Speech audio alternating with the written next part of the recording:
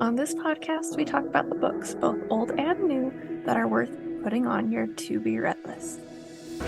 I'll include the back cover synopsis, content warnings, as well as my pro and con list.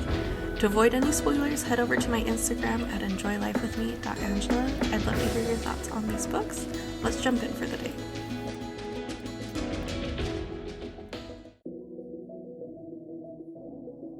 Today we're going to be talking about the children's books that we've been reading the last little bit. The one my son picked was Peppa and George Love Easter, which I loved because it wasn't that they got the even amount of eggs, like they didn't get the same number of eggs. And we could talk about how Peppa was helping George look for eggs at the end. It didn't mean that Peppa was, giving eggs so that they could have the same amount. And we could find other things that would make each other happy.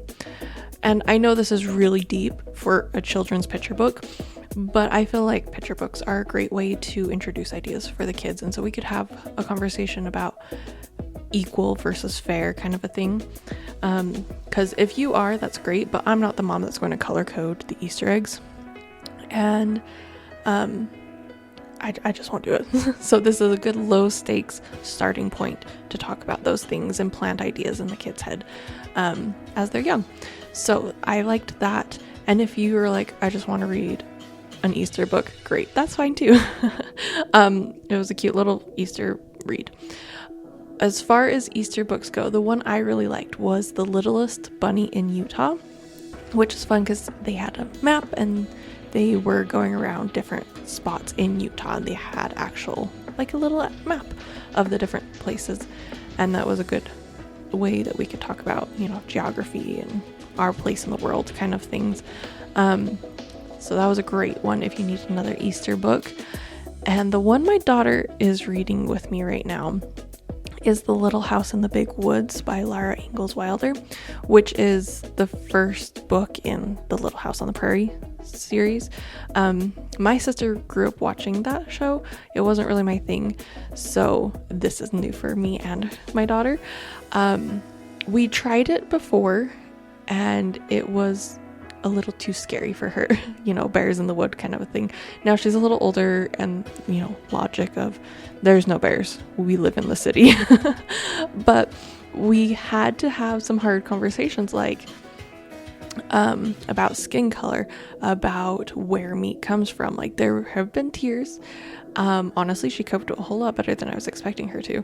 But it was, time, because as city kids, we don't really understand where meat comes from until it's explained in books kind of a thing.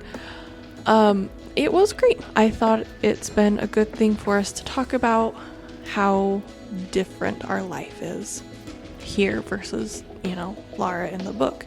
And she's only, 5 in the book, where all the responsibilities she has at 5 is not the same as we have.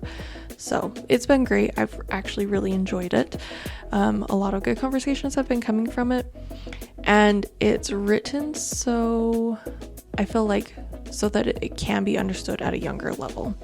Not read though. I mean, she actually has been reading it herself, and then we talk about what it actually means.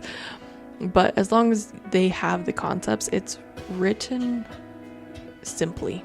And so that's been really great. We're excited to try the rest of the series. And I hope you'll jump over to my social media accounts, enjoylifewithme.angela, and let me know what you are reading with your kids.